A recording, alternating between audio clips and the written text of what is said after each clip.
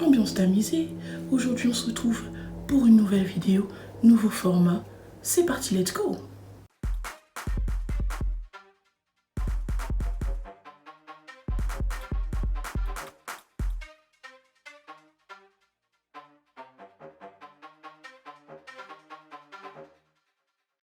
Salutations les petits rails, ça fait beaucoup de longtemps qu'on s'est pas vu.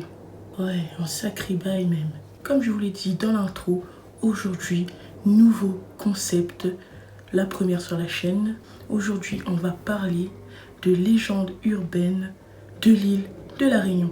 Aujourd'hui, je vais raconter l'histoire de 3 légendes urbaines de la Réunion.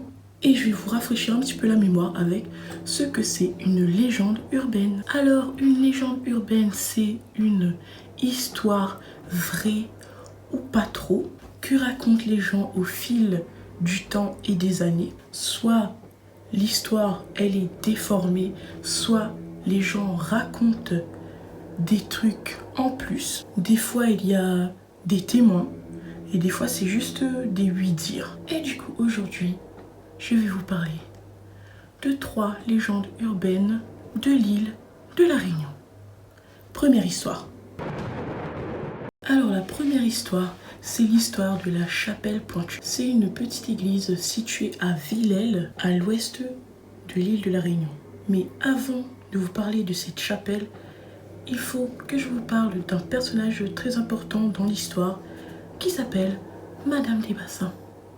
Et oui, les Réunionnais en PLS. Alors, cette dame, elle est née le 3 juillet 1755 à Saint-Paul, Réunion. Alors, son prénom entier, c'est Marie-Anne-Thérèse Ombline des Bassins. Et ouais, on dirait qu'elle a plusieurs personnes dans son corps. Et vous allez voir que c'est un peu ça. Du coup, elle était la plus grande propriétaire foncière de toute l'île à l'époque. Et du coup, cette dame, comment dire, on peut dire que c'est l'une des dames qui a plus profité de l'esclavage à l'époque. Elle possédait 406 esclaves à elle. Alors, comment dire, il y avait 2 histoires sur cette dame. Il y en a qui disent qu'elle était hyper méchante. Parce que ça, c'est les esclaves qui disaient ouais, elle était une chouin et tout, elle nous frappe, elle nous truc et tout. Et puis pour les blancs, ses compatriotes, elle était décrite comme une personne admirable et généreuse. Mais aussi pour les créoles, elle était considérée comme une sorcière. Ouais, les gens avec les grands chapeaux pointus et les balais qui volent dans le ciel. Il y a même des gens qui la comparaient au diable. Frère, ça se fait pas, c'est une gentille dame, skip. Du coup, on lui attribuait des crimes horribles, abominables. La légende raconte que les éruptions du Piton de la Fournaise seraient les supplications de Madame des Bassins, expiant ses péchés dans son cratère. Alors ça, c'est un peu creepy par contre. Alors, il y a eu plein de rumeurs. Il y a des rumeurs qui disent qu'elle utilisait le sang de ses esclaves pour faire le sol de sa maison. Alors, comment dire, il n'y a que les Réunionnais qui savent ce que ça veut dire le truc mouche de l'encoustique, les sols rouges et tout. Normalement, ça on fait avec un truc chimique et tout, mais elle le faisait avec le sang de ses esclaves. Bon, après, comment dire, c'est un peu difficile à imaginer et c'est très déconcertant. Du coup, c'est chaud. Et du coup, cette petite dame, c'est une être humaine. Alors du coup, qu'est-ce qu'elle a fait des années après? Elle a clamsé la petite dame. Mais avant ça, en 1843, elle a fait construire cette petite église qu'on appelle la chapelle Pointue. Et les gens, qu'est-ce qu'ils sont trouvés de mieux à faire 20 ans après sa mort? Ils ont déterré la petite dame et ils ont mis son corps dans la chapelle Pointue. Et ouais, en 1932, l'église elle est détruite par un cyclone et on a rapporté que la foudre s'est abattue sur l'endroit où était son corps dans la chapelle pentue. Tout ça parce que ils disent qu'elle était méchante. C'est...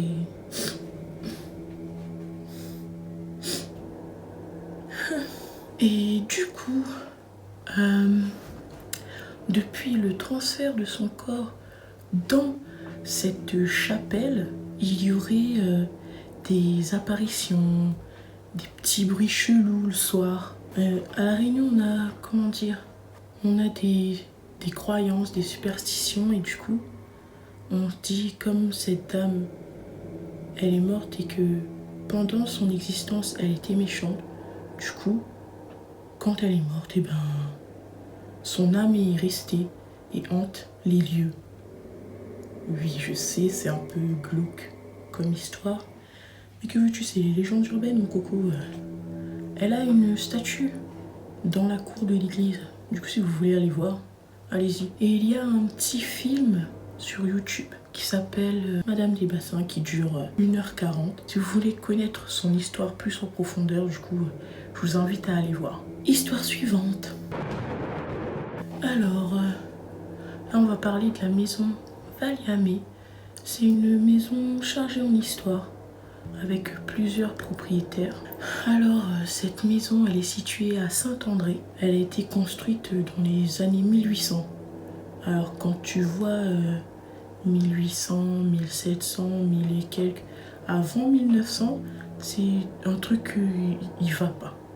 Si t'as une maison qui est construite dans les années bissextiles, appelle un prêtre. Alors, ce domaine, il est très grand. Il fait 9 hectares. Du coup, tu peux construire un centre d'attraction dessus. Mais on va éviter. Parce qu'un accident est si vite arrivé quand même. Alors, en 1862, Eugène Martin prend possession de ce domaine. Et lui, il n'y a pas trop de trucs à dire dessus. Il décède, il le lègue à son fils, Léopold Martin. Et c'est là que va commencer les trucs zarpis. Parce que notre petit pote Léo, il est médecin. Et qu'est-ce qu'il a fait? Il a ouvert son propre cabinet. Et je parle pas de chiottes. Blague de merde. Du coup, à l'époque, il est le 3e médecin de la région. Du coup, il n'y a que 3 médecins pour une région entière. Je peux te dire que pour beaucoup d'habitants, c'est pas beaucoup de médecins. Et puis, il y a des rumeurs qui commencent. Ils disent que il est médecin, oui, il fait un hôpital avec son cabinet et qu'il commence à opérer des gens. Et à l'époque, quand tu opères les gens, il n'y a pas les trucs mûches de respiration pour maintenir les gens en vie. Du coup, si l'opération se passe mal, qu'est-ce qui se passe? Eh bien, les gens, ils clament. Et si les gens clament d'une mort mortellement atroce, qu'est-ce qui se passe? Eh bien, son âme, il reste ici. De la page paranormale 974, du coup, j'ai regardé leurs vidéos et sur la maison Valiamé et ils sont allés sur place et comment dire, ils ont commencé à interroger les personnes qui entretiennent les lieux et il y a eu un témoignage qui disait que les esclaves, comme ils ne pouvaient pas rentrer chez eux au pays parce qu'ils n'avaient pas d'argent, ils se suicidaient. Oui, c'est glauque, mais pour eux, en fait, c'était un truc religieux. Ils se sont dit que si ils se réincarnaient dans leur pays. Du coup, voilà, ça passe. Ça passe, quoi. Ils se suicidaient sous un arbre. Et cet arbre, aujourd'hui, il est encore là. Mais notre ami Léopold, notre petit Léo, qu'est-ce qu'il faisait? Alors, il convoquait ses petits esclaves et il disait « Venez voir ce que je vais faire à ce mec qui vient de se suicider. » Il lui a enlevé les yeux, oui, et il a dit à ses esclaves « Si vous suicidez, je vous ferai ça. Et dans votre vie antérieure, quand vous vous réincarnerez, vous serez aveugle. » Comment vous dire que... Voilà, j'ai même pas de mots. J'ai même pas de mots pour... Ce n'est pas du tout glauque ce truc. Bah non. Et c'est certainement pas Zarbi. Tu m'étonnes que les gens voient des trucs chelous ou entendent des trucs chelous vers ce lieu. Et du coup, les gens rapportent que la nuit, près de ces arbres centenaires où les esclaves se suicidaient, il y a eu des bruits et les ombres qui faisaient une petite promenade digestive le soir. Si vous voulez aller faire un tour, dites-le moi, mais ne m'invitez pas. Et puis si vous voulez regarder la vidéo de Paranormal 974, la vidéo elle s'appelle Les secrets de la maison Valiami. Histoire suivante. Alors pour cette histoire, plein de gens vont dire ouais, je la connais et tout, ou c'est pas ça du tout le truc. Du coup, parce qu'il y a plein d'histoires sur ce lieu. Du coup, l'usine de Vubel, elle se situe à la Saline Léo. Elle a été bâtie avant 1874. Donc, du coup, comme je vous le disais, il y a plusieurs histoires. Ou peut-être que ces histoires sont liées, je sais pas. Du coup, la première histoire, je pense que c'est...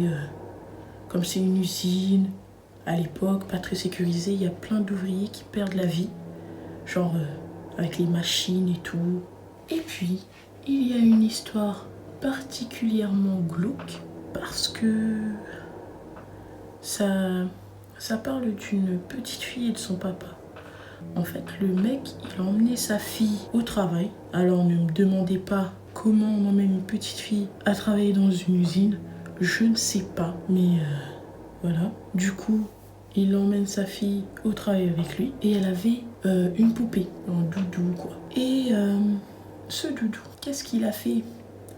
Eh ben, il est parti se loger dans une machine. Et la petite fille, qu'est-ce qu'elle a fait? Elle voit son doudou là-bas. Elle va le récupérer. Et ce qui devait arriver arriva. On va dire, ouais, la machine s'est mise en marche. Et voilà, je vais pas faire de blague là-dessus. Bon, je sais pas si c'est après ce drame ou bien après que l'usine est fermée, mais c'est fermé. Mais quelle a été la bonne idée du maire de la Saline en 2005? C'est de construire une piscine. Et qu'est-ce qu'il a fait avant de construire cette piscine? Il a cassé un petit morceau de l'usine. Il a dit ouais, je vais faire ma piscine juste ici. Comment vous dire que c'était pas une très bonne idée? Parce que à une certaine époque de l'année, je sais plus si c'est au mois de juin ou de novembre, mais je pense plus que c'est au mois de novembre, tu vois, où les trucs glauques arrivent à La Réunion.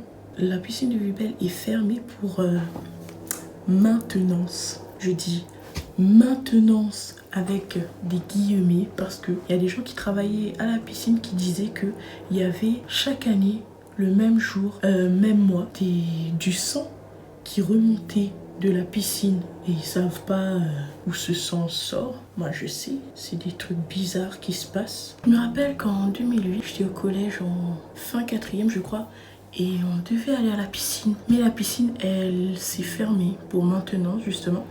Et il y a eu un article paru dans le journal qui parlait justement de lieux hantés, de sang qui remonte et tout. Que les gens entendaient des voix dans les vestiaires. Après c'est un peu normal que tu entends des voix dans les vestiaires parce que vestiaire il y a des gens, tu comprends. Mais c'est l'euphorie, c'est comment dire, c'est La Réunion.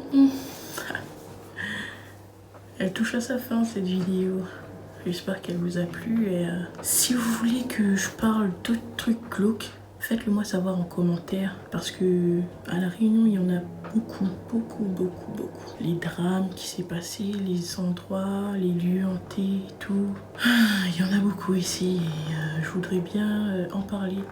Mais après il n'y a pas que les lieux, il y a des gens bizarres aussi qui ne sont plus de ce monde et qui continuent à faire parler d'eux. Du coup, voilà, la petite vidéo, elle touche à sa fin. J'espère que ça vous a plu. N'oubliez pas de liker, commenter et partager à vos amis cette vidéo. Et du coup, on vous retrouve. Par contre, les amis, si cette vidéo, elle pète, ou si elle pète, elle attend au moins dans les 1000 vues et tout, je vais faire un live sur l'un des 3 lieux le soir. Genre vers minuit, truc comme ça. Ne regardez pas cette vidéo les gens. Ne la regardez surtout pas. Merci beaucoup.